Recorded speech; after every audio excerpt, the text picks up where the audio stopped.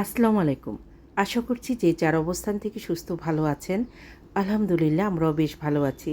শীত চলে যাচ্ছে ঠিক এই সময়টাতে বাজারে প্রচুর মটরশুঁটি পাওয়া যায়।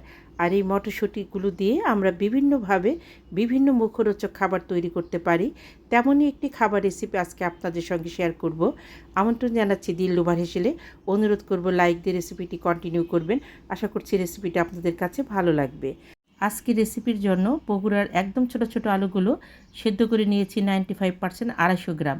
এখানে হাফ কেজি মটরশুঁটি, আধা কাঁচা পাকা, একদম কচি যেটা সেটা পাইনি, দুটো টমেটো এবং 200 গ্রামের মতো গরুর মাংস ছোট ছোট করে পিস করে নিয়েছি। কিমা না, এটা কিমার থেকে একটু বড়। আজকের রেসিপি আমি এই 4টা জিনিস মূলত ব্যবহার করব। সেই সাথে আমি দুটো মাঝারি সাইজের পেঁয়াজ একটু বড় বড় করে কেটে নিয়েছি, একটা রসুন সেটাও বড় করে কেটে নিয়েছি। এখানে 10-12টার মতো কাঁচামরিচ কুচি করে নিয়েছি।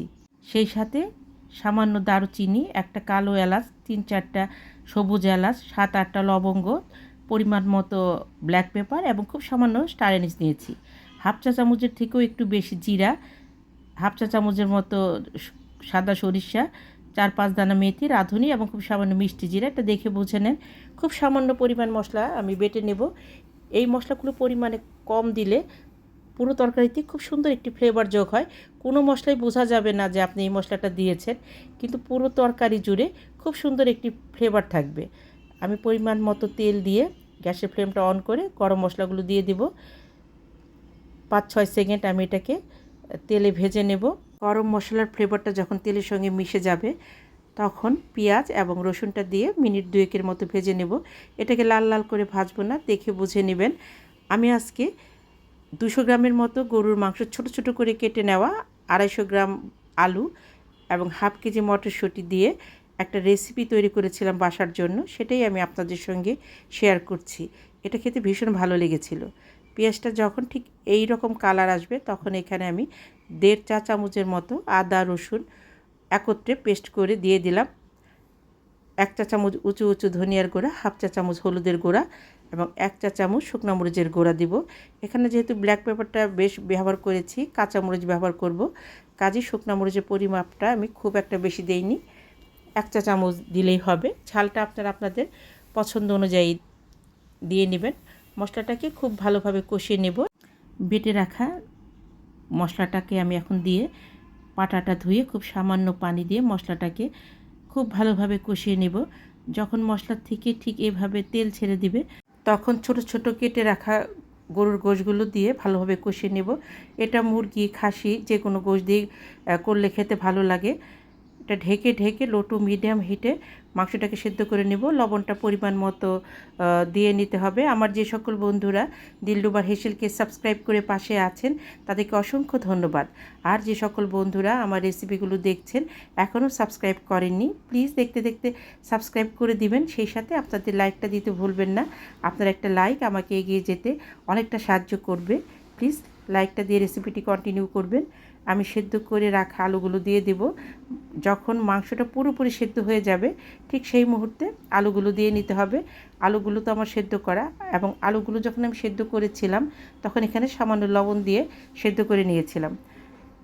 আমি একটু পরিমাণ মতো পানি দিয়েছি এবং আলু এবং গোশটা পুরোপুরি সেদ্ধ হয়ে গেছে। আমি এখন মটরশুঁটিগুলো দিয়ে দিব। মটরশুঁটি দিয়ে দেওয়ার পরে খুব একটা বেশি সময় নিয়ে রান্না করলে মটরশুঁটিটা কিন্তু কুঁচকে যাবে। মটরশুঁটিগুলো কচি হলে সেদ্ধ হতে সময় কম লাগে।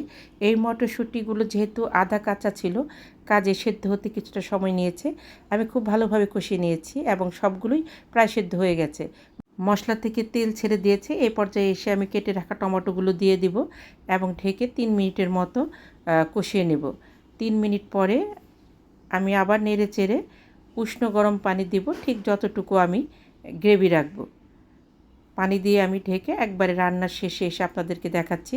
আমি এই পর্যায়ে এসে 3 থেকে 4 মিনিটের মতো রান্না করব। দেশ দেশের বাইরে দূর দূরান্ত থেকে যে সকল দাদা দিদি ভাই বোন বন্ধু, সেই সাথে আমার সাধারণ দর্শক বন্ধু যারা আছেন আমার রেসিপিগুলো দেখে অনেক সুন্দর সুন্দর কমেন্ট করছেন, আমি তাদের প্রতি ভীষণভাবে কৃতজ্ঞ। প্লিজ এভাবেই পাশে থাকবেন। এখানে হাফ চা চামচ চিনিটা অবশ্যই দিবেন। কেটে রাখা কাঁচা মরিচ দিয়ে খুব ভালোভাবে নেড়ে চেড়ে মিশিয়ে আমি আবার ঢেকে রেখেছিলাম প্রায় 2 মিনিটের মতো। রান্নাটা আমার একদম কমপ্লিট। আমি উঁচু 1 চা চামচ ঘি দেব। এই ঘির জন্য এই তরকারিটার টেস্ট অনেক গুণ বেড়ে যাবে। ঘি দেওয়ার পরে আর জাল দেব না। আমি নেড়ে চেড়ে ঢেকে গ্যাসের ফ্লেম বন্ধ করে আপনাদেরকে সার্ভ করে দেখাচ্ছি। লুচি, পরোটা, গরম ভাতের সঙ্গে সার্ভ করতে পারেন, খেতে ভীষণ ভালো লাগে। আমার যে সকল বন্ধুরা আমাকে বন্ধু করতে চাচ্ছেন অবশ্যই কমিউনিটিতে নক করবেন এবং অপেক্ষায় থাকবেন। আপনাদের প্রত্যেকের সুস্বাস্থ্য কামনা করে বিদায় নেব। নিজে ভালো থাকবেন, অন্যকে ভালো রাখবেন। আল্লাহ হাফেজ।